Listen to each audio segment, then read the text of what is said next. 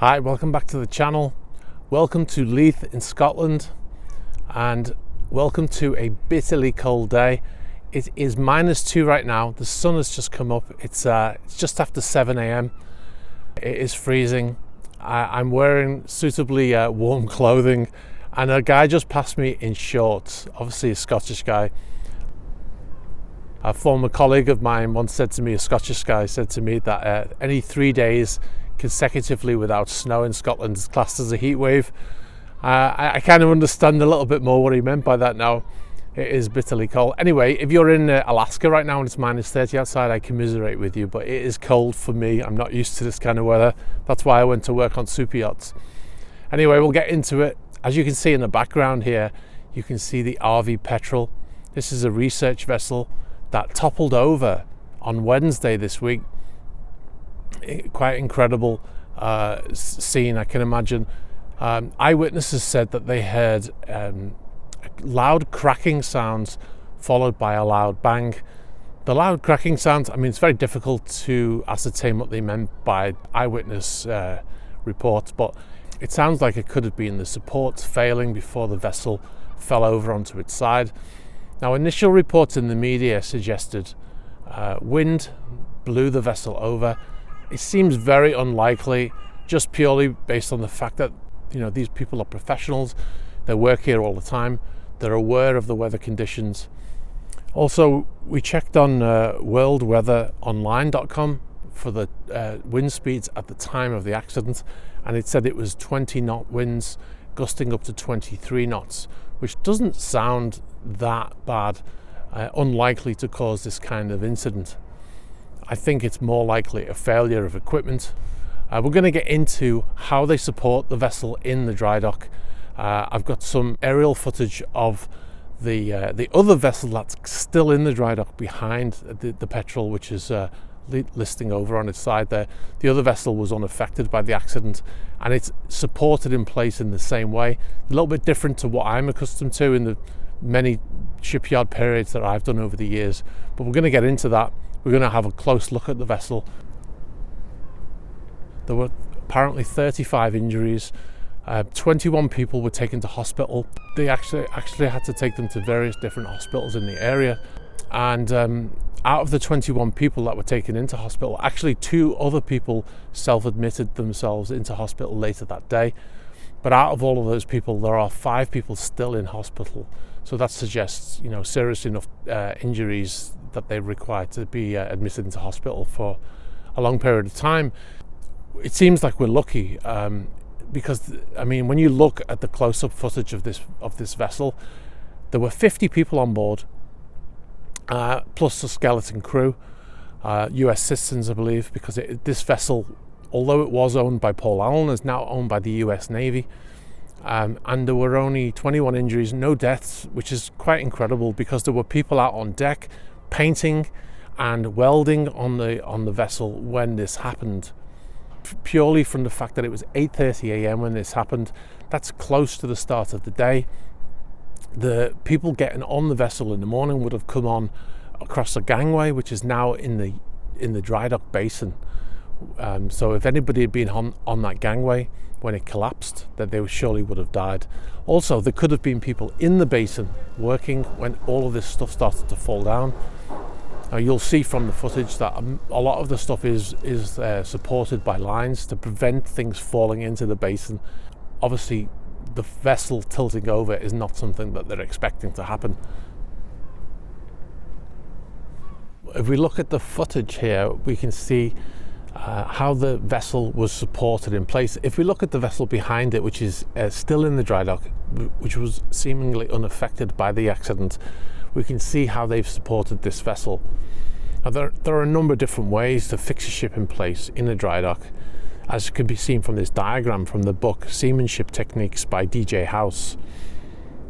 Now, in this dry dock, they've used keel blocks and breast shores. Now, the breast shores are placed on the stringer and frame intersection, which are horizontal stiffeners running stem to stern and parallel to the waterline.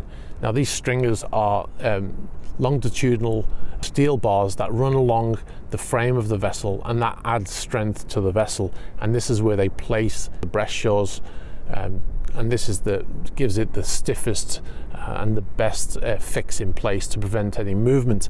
Now, if for instance those shawls were placed accidentally in the incorrect position, that could also point towards how the breast shawls were able to fall away from the side of the vessel. Now, this is all hypotheses right now because we don't know obviously what happened. That gangway was laying across the stern section of the vessel onto the side of the dry dock. You can see the net which is still hanging from the vessel. That would have been underneath that gangway, and this is to prevent, obviously if anybody fell off the gangway or anybody dropped any tools or anything like that, it prevents anything from falling down into the basin where the people would be working on an average day. Now, as we move along, you can see the breast shawls. They are supported by lines to the vessel and to the dry dock side.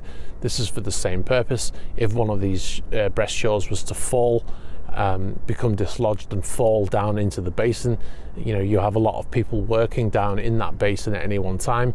This is why there is a hard hat policy in the basin, although obviously if one of those things landed on your head, a hard hat would not stop you from injury. But if somebody dropped a spanner from the side of the ship or a hammer or something, it could protect you. This is why all of these breast shawls are hooked onto the side of the vessel as well. Now, obviously we can't see on the starboard side because the vessel's leaning over on the starboard side and against the side of the dry dock, but we can see the damage on the starboard side of the vessel.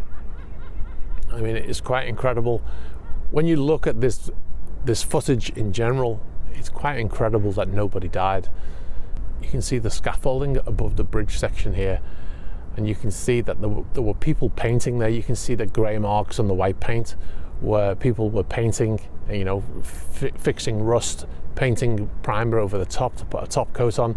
The scaffolding going all the way up to the very top of that mast section there. Now, if somebody had been standing on there when the boat fell over, they could have gone over the side, and it's just amazing that nobody died, really. According to reports, the vessel had a skeleton crew on board.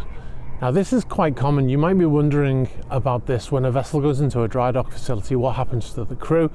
You might assume that they go and stay in a hotel or something like that, or in other accommodation on the shoreside. But that's not always the case. In fact, most often that's not the case. Most often the crew stay on board the vessel when it's in the dry dock facility. Once the vessel goes into the dry dock facility, it's connected to power, the shore power. In this case, we can see in the video footage that there's a generator on the side of the dock. This will supply power to the vessel. Obviously, they can't run their engines or their generators because there's no water, because obviously they're water cooled. But most often they're connected to shore power, is connected to a waste system. Everything's connected so they can run the vessel as if it's in the water, and the crew can stay on board, AC, heating, all that kind of thing. And the crew can stay on board. So people are sleeping in the beds, the chef's cooking in the galley, everybody's working in their offices or whatever might be the case depending on the vessel. A reduced crew, we understand, but probably still 10 to 15 crew on board most likely. And for the vessel to suddenly just lurch over to one side and crash down, you can imagine if the chef was in the galley, he's got pans on the stove, knives, all that kind of stuff, all of the things that would have flown across the room. It's a terrifying thought. I've been in many dry docks over the years, and I've been out on deck in 35 knot gusts in a dry dock situation, and you can feel the vessel moving ever so slightly, and it is a little disconcerting, but you never believe that this is going to happen. And most likely they would have had a blackout at the time of the accident, and in many areas on board there will be no natural light. If we look at the footage on the aft deck, you can see all of the stuff slid down one side and landed on the starboard side. If anybody had been on deck there when all that stuff slid over, it must have been absolutely terrifying. Okay, so looking at the keel and the keel blocks, they all appear to be complete. Some have moved, but that's most likely a result of the accident and not the cause of the accident. Now you can also see that the ship has had fresh coat of paint. The blue paint is fresh, and you can see the red paint part of the hull is still being painted. Now, in terms of the blue part of the hull, this is at the level where the shore breast would have been placed. Now on the starboard side, obviously we don't know if they were still painting the starboard side of the boat, but was that a contributing factor? Were they moving the shore breasts around to enable the contractors to paint underneath?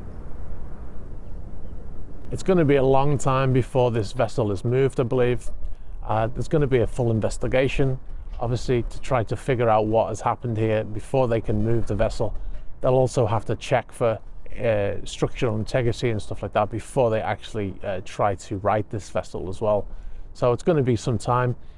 I hope you've enjoyed this video. We've tried to go as in-depth as we can with the information that we have based on the drone footage.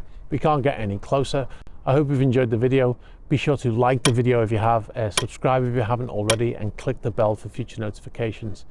All right guys, thanks very much for watching, and I'll catch up with you soon. Bye bye.